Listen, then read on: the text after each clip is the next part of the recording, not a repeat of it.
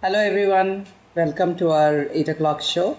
And, I just wanted to say a little bit about, ever since this coronavirus, this COVID-19, whatever we call it now, has started, we've changed our behavior in a huge way. We are looking at a world that's different than ever before. We are staying home. I mean, we are all under lockdown. We are staying home. We are learning how to work from home, how to connect with each other. And as I keep saying, it's not social distancing. It is really more, in the physical realm of the thing that is distancing. But in fact, everything social media and everything social, it's still happening and it should happen. So we need to connect with us even more, even better now. And we are also learning in a huge way as to how to connect with each other. So, and the other thing is also, we have Vamsi who's joined us from New Jersey, Balki's friend. A lot of people are coming in, so welcome to all of you. And see, the thing that we need to think about is this is a universe that's not just for humans. This is a universe which belongs to the trees, the rivers, the oceans, the animals. It belongs to everyone. And we just had a show about an hour ago where I talked about animals are equally important. So we had somebody who was a veterinarian who joined us. The next phase of it is that we have caused a lot of damage to the earth in the last couple hundred years through our factories, through our manufacturing, through many things we have done, and through, just emissions and, all kinds of industries, doing everything in excess, I may say. We have caused a lot of damage. So what awaits us? There is, the nature has thrown a curveball at us, basically to say, hey, shape up, So we need to shape up. So we have Meera Iyer, who's Balki's daughter, who just joined, and she's a social media consultant as well. And so we have a lot of learning to do in terms of unlearning of what we have done so far. And in what way can we contribute back to the environmental economy of this world?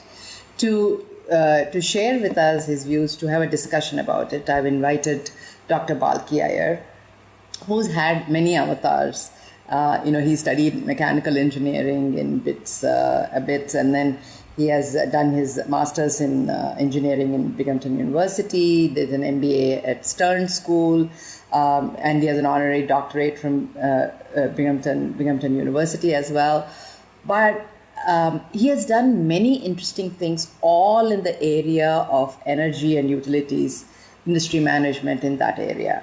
He's worked everywhere from, Schlumberger to Enel to Green Power to, various, G, of course, various companies, and taken 3 startups, to success, etc.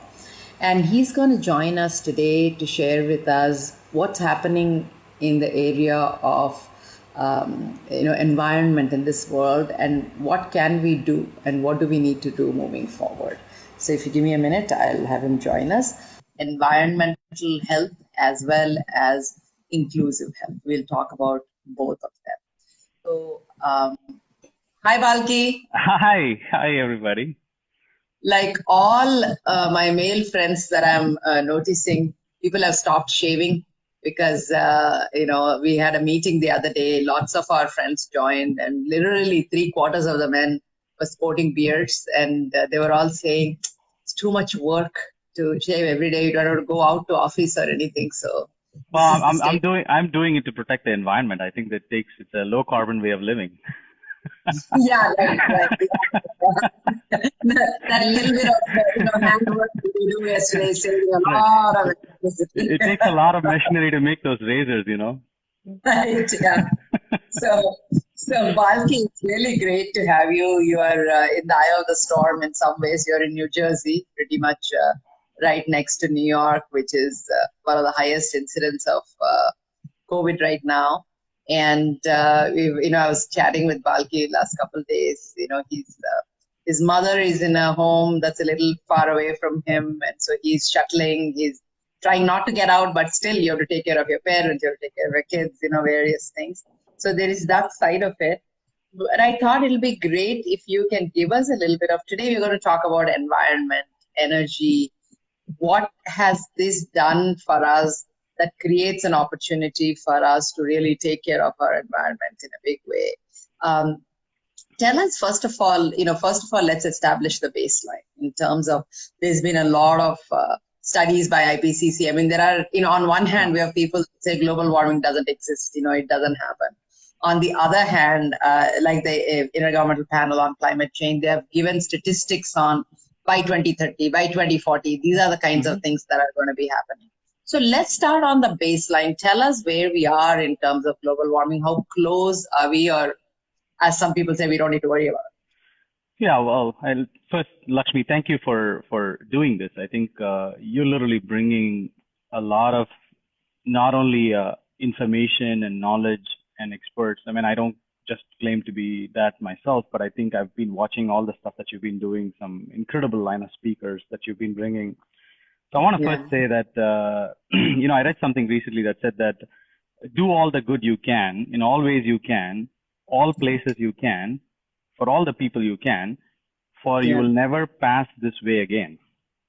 Yeah. And I think that it's such a momentous time, and I want to just congratulate you for what you're doing, because I've been hearing about all this stuff, and a lot of my friends and colleagues and people who have kind of crossed paths with you and had the blessing of having touched you are all kind of really benefiting from this, the way you're bringing this to their living rooms, where amazingly enough, suddenly ink has become a family affair for a lot of them. So I want to first thank you and the ink team for doing this, taking this time to do this, and bringing this to everybody's homes. And I appreciate that first. And then secondly, I got to say that, listen, this is my first Insta live thing, to be honest with you. And you're right.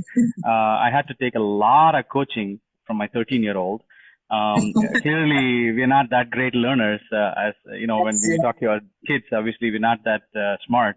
According to our kids. But so I have to thank her for this as well. So, but anyway, coming back to the question that you asked, Lakshmi, I think we are in a very, very pivotal moment right now, right? I mean, this is the moment in time, what I call as, where all things that we said before suddenly becomes very, very relevant. There's no single watershed event that we have seen like this ever. I mean, we talk about singularity, we talk about all sorts of things, right, where things get taken off. But this is a moment in human history, as far as anybody can remember. Maybe the oldest person who's living alive is probably about 105 years old or something like that. And if you take back even a couple of hundred years worth of history, I think we've never seen any moment like this. So, and to me, what we said, what everybody thought, IPCC, IEA estimates, every single thing, Bloomberg, New Energy Finance, everything has been calling this crisis and saying, listen, guys, we have a global crisis. Time to act is now. We are doing something horribly wrong. And, by 2030, we need to have certain things, I don't want to get too technical in this particular chat. The emissions have to get reversed. The amount of carbon has to go down. There's a lot of emissions, not just carbon. Everything has to kind of turn. It has to, and the way you have to slow down is by doing a lot of steps. And in the last 5 to 7 years, we have done nothing but deny, or, there's a group of people who absolutely deny. And then there's a group of people who basically said, this is too hard. We can't do it. And ignore. Don't look at it away. Yeah. It's like telling us to do something that's so difficult. And the only way you do it is you resign. And you say, what, I just can't. I just give up. Yeah, I agree there's a problem, but I give up. Yes, I need to lose weight. I need to work out, but I tried it one day. It's not easy for me to do it every day. I give up, right? But it's good for you. You have to do it. But I think if you really look at, in my mind, what, it's unfortunate. It's really unfortunate. And I'll say this very blatantly, is that the whole world thinks the environmentalists are actually kind of relishing this moment, right? They are kind of thinking about it and kind of enjoying this moment and celebrating this lockdown. And I want to just state for the record, I don't think we are celebrating this lockdown. I don't think anybody in their right mind will celebrate this lockdown. However, what I will say is this. Human mind, and if you recall the Ink Talk that I did some time back about this topic, one of the things that I said is human mind, it's a little, we are kind of peculiar and special in a lot of ways, but one of the toughest things that we can do is we can't imagine a lot of things, different scenarios, right? That's a bit of a deficit that we have. And here is a golden opportunity where nature's actually shown us what would it look like. And it's almost like my brother does a lot of stuff in the real estate space, and he says, you know what, unfortunately, the big role of real estate people is to make people imagine what a house would be like as a home, and they kind of dress it up and do all sorts of things. In some ways, Mother Earth felt like, you know what, you guys are not able to imagine what it looks like to do this. Let me show you. And that's really what's happening right now. And there's enough examples, but that's my biggest thing. So I want to kind of introduce this one term before you ask my next question. And I just came up with this. This is such a black swan event, right? I want to use the term COVID-arity. I hope that this is COVID-arity. This is almost a singularity point for us, where all bets are off, all assumptions are off, and everybody is now saying it doesn't matter what you do, how you bought groceries, how you traveled, how you built power plants. Everything's changed now. It's just gone back to basics. Absolutely. So I just want to acknowledge Naru was saying, Hindi mein baat karo. We just have to tell him that please spare, because neither of us are very good in speaking in Hindi, one a Tamilian and one Andhra. But I am thinking that one day a week I'll do a show in Hindi, just to experiment. But maybe not this show. So just give us some time, we'll try that. So Balki, I want to ask you, one of the things people are saying, obviously for the last month almost, air travel has come down, car traffic has come down. The world has gone from 100 to maybe even 20, literally overnight, right? Mm-hmm. So there are, like one of my friends was saying somewhere, we can see the Sahyadris now finally. And somebody was saying, we can see the birds, we can see literally in 1 month, a lot of things are coming back. You are in the energy industry and you actually work a lot on analytics in the energy industry. Can you tell us a little bit about in the last month, in the last 3 weeks, what changes have you seen in terms of just any indices about the environment? So first and foremost, for people like us who work in this particular space, for those of them who are not in the space, it usually took a bit of a consulting kind of an approach, right? Where you have to first convince them of what it is, and then allow them to kind of embrace what it is. So I think this pivotal period of what's happening in the last 1 month has almost made everybody in the world. I shouldn't say everybody, but there's always exceptions and there's minority. And in fact, some of those minorities are getting together in Washington, D.C. today asking for a bigger stimulus package for the oil space, unfortunately. Yeah. But I think barring that minority who are still kind of thinking that this needs to propel the oil and gas industry, I think for a good chunk of them, everybody's become an environmentalist right now. So I think in some ways people are seeing what it means to have fish be seen in the waters of Venice. It means what it means to actually see the Himalayas from Jalandhar, and what it means to actually have no pollution in Delhi and Beijing. And so I think in some ways it's changed the overall psyche of everybody. That's point number one. Point number two, for those of us in the industry, it's kind of a bit of a challenge. I'll tell you why it's a challenge. On one hand, the broader concept purpose is embraced, but on the other hand, the business is impacted. So that's the reality. Yeah. That's the reality. So if you really look at it, IEA revised its estimates, and if you look at all of the studies that consultants or pundits in this industry, Woodmac and Schlumberger and New Energy Finance, Navigant, and all of them have basically kind of revised the estimates of how the new installs will come in, in terms of new wind plants, new solar power plants, new storage plants. All those things have been revised a little bit, which is a bit of a concern. For those of us actually who are doing direct stuff in the analytics as well, there are a lot of people out there. I see this as a very pivotal golden opportunity, because what I've seen, what history has taught us, is that every time you see a period of growth and there is a period of slowdown, there's always belt tightening. There's always, people are looking at operational efficiency. People are looking for productivity. So if you really look at what data can do and digital can do to transform this industry, if you start looking at the growth that we've seen in the last few years, this is a moment to say, what kind of productivity things that you can do and capitalize on that. That is a big kind of shift that we're going to see right now, I think. So, but I will say one more thing. If you look at the industry, it is considered as an essential industry, Lakshmi, unfortunately. And I want to kind of, do a shout out to a lot of the unsung heroes that are out there. I mean, look at it. Here we are in this lockdown where a third of the world is locked down. We are obviously here. There's so many people, joined on the phone and internet from their living room. All these are possible because there's this power engineers who are keeping the power up. I know we talk a lot about healthcare workers. We talk a lot about communication workers. I want to make sure, as a power industry person, I want to kind of give a shout out to those unsung heroes who are kind of literally risking themselves to make sure that the powers are there, the electricity comes to your home, there's no disruption. So there's a massive amount of work that goes on. Yeah. So there's a question, I am not able to read it properly. It says that we had an approach where sovereign's primary goal became improve standard of living for as many people as we possibly, as quickly as possible, whatever it takes.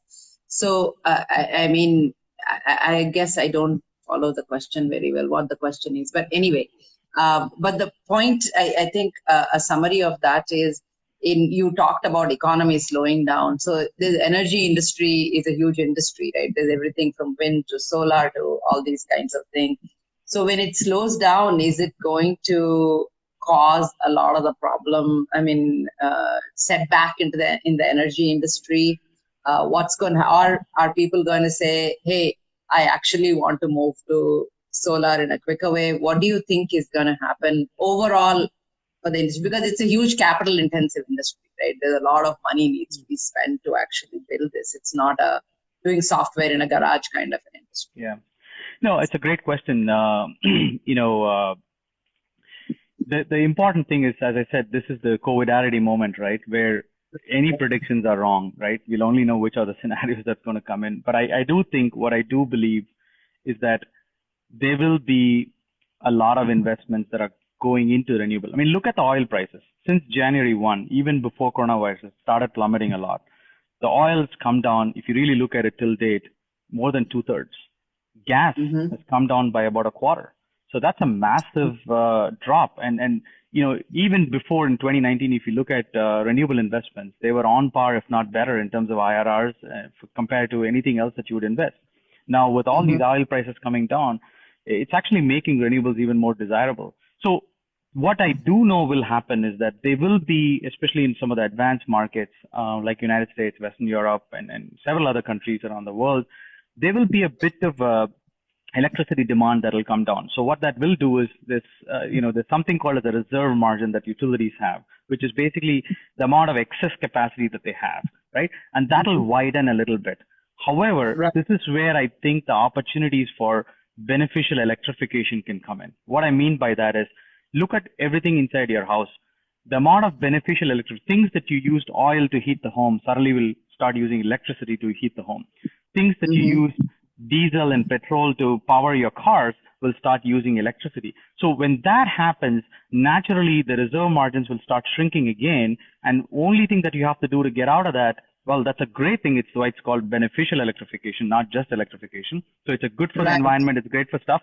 But however, in order to keep the reserve margins the right way and kind of widen it, there'll be more investments in the renewables versus the coal and other stuff. So I do see that there will be some, but the only thing that I urge the government and everything that we are going to do is that put the stimulus. There has got to be a stimulus coming out of this. I mean, if you look at what happened in Lehman Brothers in 2008, my own, gut feel says that if that's on a scale of 10-3, this is 8 out of 10. So this is a much, much bigger event, right?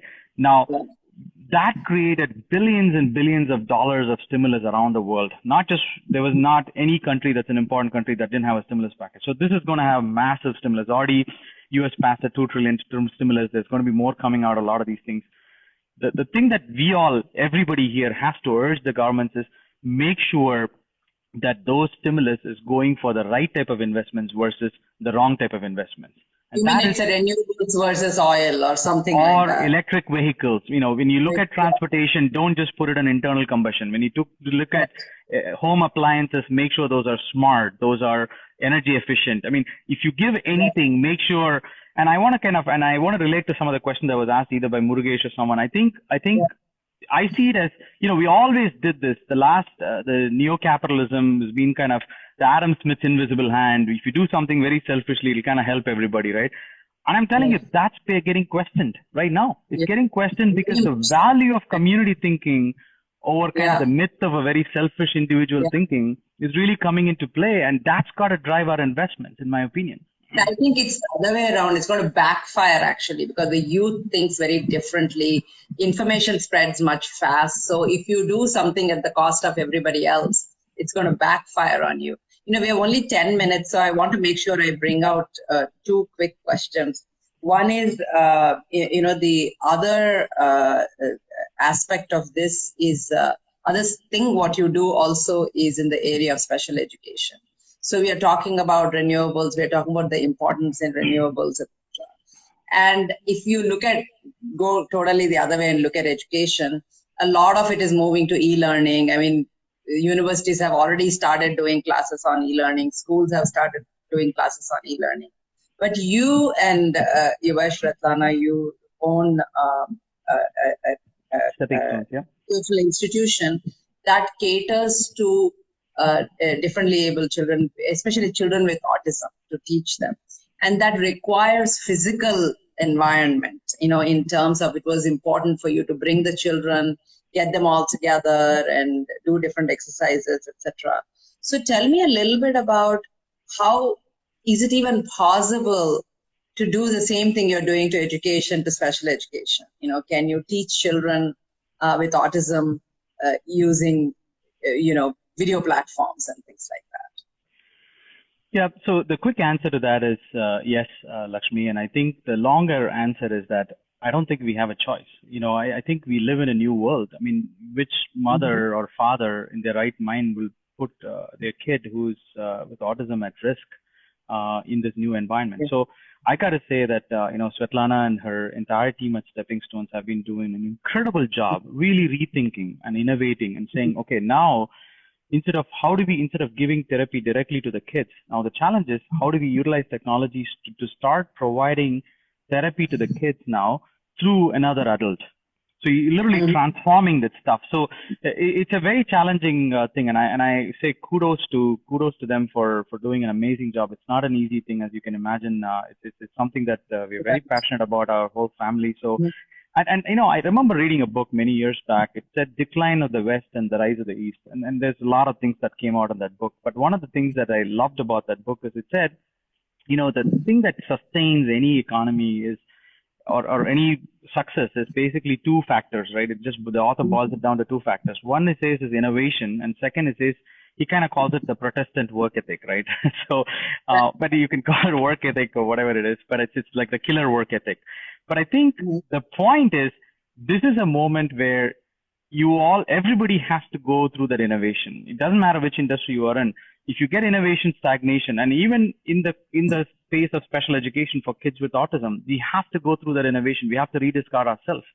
And it's not for a business profit in that case. It's actually for a good service. But even service-minded people, not-for-profit organizations, everybody has to go through this stuff. I think different industries, everything from what we call as the travel and tourism, which is going to have immediate hit, airlines, travel, tourism, etc., to the kind of the mid-level education, utilities, and then the top level, the e-commerce and healthcare, which lends itself very nicely in this new environment. But that's just short term. All of them are going to see a shock only in the short term, next 3 to 6 months. But coming out of this, whoever disrupts and invents and doesn't get innovation stagnated is going to be the successful people. Otherwise, they're not going to be there next year. One of the things I always think is that when you have a child with autism at home, it's the parents. I mean, there's a lot of time spent by parents themselves. And, having your school gave them a bit of a break, right? To bring the kids there for a few hours, gave them a bit of a break. And also the children learned in a very, very, it's interactive, but yet scientific way. Because one of the things we've talked about a lot is in India, there are very few schools that are run by people who are professionally trained. So obviously yours was one of those schools. So while you can, bring technology, etc., I think I worry about the parents not getting a break at all, right? Because, with the child at home, it's very, very tough. I mean, if it's a borderline case, I mean, healthy kids itself can drive you nuts at home at this point. So it's not a question of that. But spoken like a true parent. Yeah. Well, I think you're right. It could be. Once the kid is a teenager, they are putting up with you. So you feel more sorry for them. But a little bit of this in terms of, I mean, there is no answer, but I just want to give a shout out. I really want to acknowledge parents who are raising children with autism or any special needs. That it is a human's task. It's doubly more work for them to do it, and they're all doing it. So I just wanted to give a shout out and say it's something we need to acknowledge. So Lakshmi, I can't agree with you more. I think it's an amazing amount of work the parents are doing, and the staff and stepping stones are doing, the therapists are doing. I mean, it's just an incredible work, an incredible transformation that they're going through. As you were talking, I just saw a question about on-grid and off-grid solar and what kind of decisions we can make. See, I'd say that I just say every one of you start thinking low carbon life. Really, just use that word and say low carbon life, because there's a lot of lessons that we're learning in terms of how we are living now. I only wish we have. If you were to just kind of, let's say we go back in past and meet ourselves 1 year back, and we made a chart and said, these are the things that we're doing now. These are the things that we would do when there's a crisis, right? Just make a list. And you say, you know what? I will be careful. I will not do laundry every day. I will conserve. I'll turn lights off. I will use less water for my things. There'll be a lot of stuff. I'll use less groceries. I'll eat less, maybe, stay fit more. If you think about it, this is exactly what all the climate, activists have been saying for the last 3-4 years, saying, guys, there's a lot of things that you can make on your personal life. There are things that we can do in terms of investments. We put solar on our rooftop. We're investing in electric cars. Just move away from these. These are personal decisions that every one of you can make. Invest in rooftop solar, electric cars, reduce consumption. Remember, consumption itself is a massive, burn to this stuff. Reduce your consumption of meat. So I'm not making any, suggestions on whether you should eat meat or not. Doesn't matter. It's all personal choice. But at least be conscious of if you were to put carbon, give carbon a seat at the table on every single decision you make in your family, and go out of your way to convince your government. Say, when we come out of this, when there's stimulus, when there's anything, please make sure that you challenge them to give carbon a seat at the table, so that we are not making decisions that are favoring the selfish individual, but favoring the community. That carbon getting the seat at the table is going to be an important element for me. So I just want to wrap up, Balki, by saying that I think the word conscious capitalism was just kind of a term thrown around, but now it's a reality. It's it's an expectation.